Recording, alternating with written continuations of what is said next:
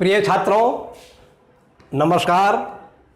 आज हम आपके लिए एक प्रॉब्लम जो सॉल्व कर कर दिखला रहे हैं वह कक्षा 11 की गणित की NCERT की हिंदी संस्करण की पाठ्य पुस्तक से ली गई है। ये प्रॉब्लम पेज नंबर 256 पर है। 7वीं प्रॉब्लम है, प्रश्नावली 11.1 की प्रॉब्लम है तथा ये प्रॉब्लम निर्देशांक ज्यामिति अर्थात कोऑर्डिनेट ज्योमेट्री से संबंधित है और इसमें ये वृत्त से संबंधित है। कोऑर्डिनेट ज्योमेट्री के अंदर बहुत सी आर्टिकल्स होते हैं, बहुत वृत्त होता है, परवलय होता है, दीर्घवृत्त होता है, अतपरवलय होता है, सरल रेखा होती है, रेखा युग्म होते हैं। तो ये जो हमारी प्रॉब्लम है, ये प्रॉब्लम जो हमारी वृत्त से संबंधित है। आज की हमारी प्रॉब्लम है वृत्त x square plus y square minus 4x minus 8y minus 45 बराबर 0 का केंद्र और त्रिज्या ज्ञात करो। आपके लिए वृत्त का एक समीकरण दिया हुआ है। इस समीकरण की सहायता से आपको दो बातें ज्ञात करनी हैं। नंबर एक, इस वृत्त का केंद्र क्या है अर्थात केंद्र के निर्देशांक ज्ञात करने हैं। नंबर दो, इस वृत्त की त्रिज्या की लंबाई कितनी है या इस वृत्त की त्रिज्या कितनी है। कभी कभी हमें कुछ शर्तें दे देता है, उन शर्तों के आधार पर हमसे वृत्त का समीकरण निकलवाया जाता है।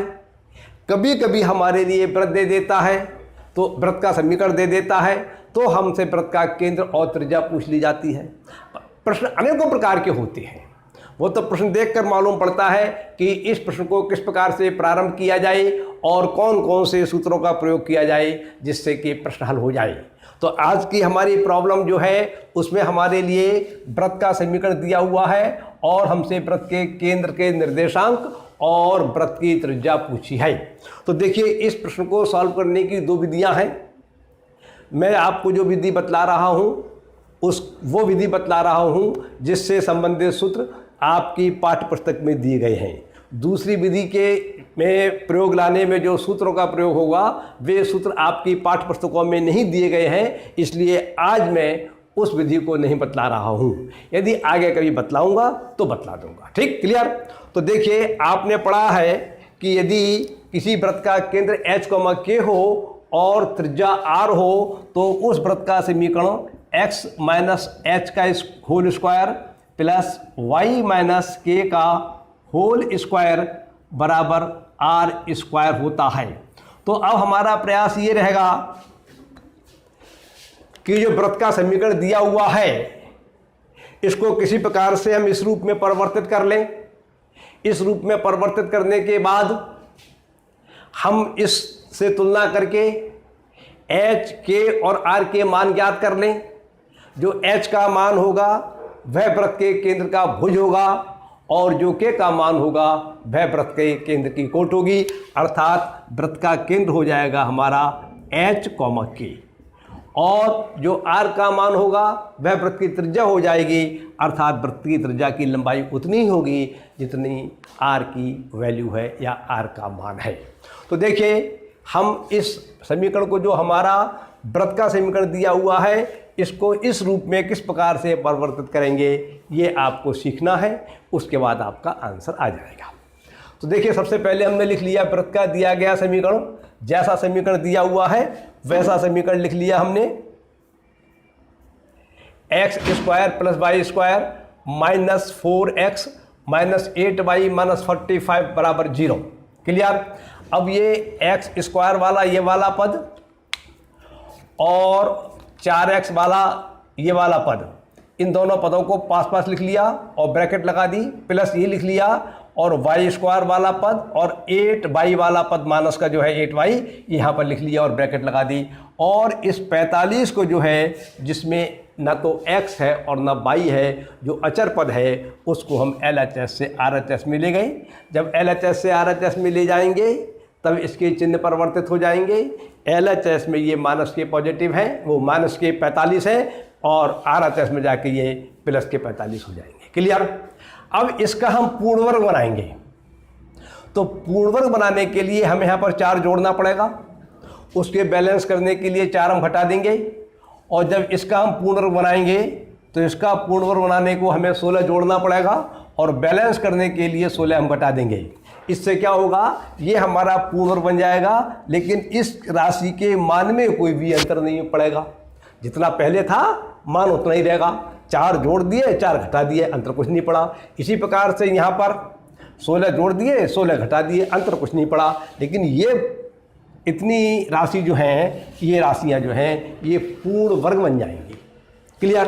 तो अब इसका जब पूर्ण वर्ग बनेगा तो हमारे लिए प्राप्त होता है x² माइनस 4x है, यहाँ पर हम गलत लिख गए थे, 4x प्लस 4 ब्रैकेट बंद कर देंगे माइनस 4, और यहाँ लिख देंगे y² minus 8y plus 16 bracket बंद कर देंगे माइनस 16 बराबर 45। क्लियर?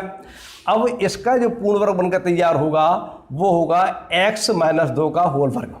इसके स्थान पर ये आ जाएगा, माइनस के 4 ये वाले आ जाएंगे, प्लस ये वाले आ जाएंगे, और इसका पूर्ण वर्ग बनकर तैयार जो होगा वो होगा y माइनस 4 का होल वर्ग, और माइनस के 16 ये आ जाएंगे, और 45 ये आ जाएंगे, बराबर का चिन्ह ये आ जाएगा। इसके बाद इस राशि को LHS में वैसा का वैसा लिखा रहने देंगे, इस राशि को LHS में वैसा का वैसा लिखा रहने देंगे। ये 45 जो RHS में थे वो 45 वैसे के वैसे लिखे रहने देंगे, और ये माइनस के 4 और माइनस की 16 दो राशियां जो हैं अचर राशियां हैं, इनको हम LHS से RHS में ले जाएंगे, क्योंकि हमें इस रूप में लाना है। तो जब हम LHS से RHS में ले जाएंगे तो चूंकि यहाँ पर ये दोनों ऋणात्मक राशियाँ हैं, इसलिए RHS में जाकर ये पॉजिटिव हो जाएंगी, इसलिए हमें RHS में प्राप्त होगा 45 प्लस 4 प्लस 16। क्लियर?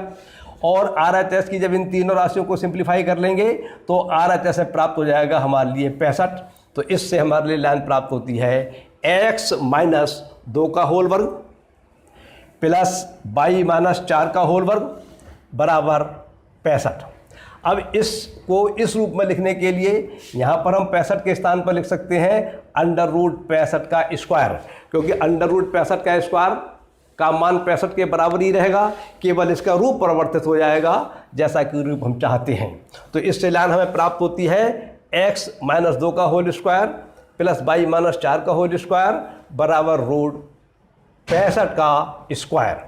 अब हमारा ये समीकरण इस रूप में आ गया, इससे हम तुलना कर लेंगे तो लिख देंगे x माइनस एच के whole square plus y minus k whole square बराबर आर स्क्वायर से तुलना करने पर जब तुलना करेंगे तो h का मान प्राप्त होगा हमें 2, y का मान प्राप्त होगा 4 और r का मान प्राप्त होगा अंडर रूट 65। तो हमारे लिए h का मान प्राप्त हो गया 2, k का मान प्राप्त हो गया 4 और r का मान प्राप्त हो गया रूट 65। और जब हमारे लिए h और k मालूम हो गए, h जो होता है वृत्त के केंद्र का भुज होता है, k वृत्त के केंद्र की कोटि होती है, तो वृत्त का केंद्र बन जाएगा हमारा h, k अर्थात 2,4। इस प्रकार से वृत्त का केंद्र हमें ज्ञात हो गया। ये हमारा उत्तर हो गया। अब वृत्त की त्रिज्या r के बराबर होती है और r का मान जो निकल के आया है अंडर रूट 65, तो यहाँ पे r के स्थान पर लगा देंगे अंडर रूट 65 मात्रक, और ये हमारा त्रिज्या का उत्तर हो जाएगा। इस प्रकार से ये प्रश्न सॉल्व हो जाता है। इस प्रश्न को सॉल्व करने की दूसरी विधि जो है वह आज मैं आपको नहीं बतला रहा हूँ, क्योंकि आपकी पाठ्य पुस्तक में जिस प्रकार के सूत्र दिए गए हैं, जिन सूत्रों को दिया गया है उन सूत्रों से इसी प्रकार से करेंगे। यदि हम दूसरी विधि से करेंगे तो अन्य सूत्रों का प्रयोग करना पड़ेगा जो कि आपकी पाठ्य पुस्तक में नहीं दिए गए हैं। इसलिए वह विधि आज मैं नहीं बतला रहा हूँ, फिर कभी किसी और वीडियो में आपको बतलाऊँगा। तब तक आप इस बात पर विचार कीजिए, समझिए और लाभ उठाइए। नमस्कार, धन्यवाद।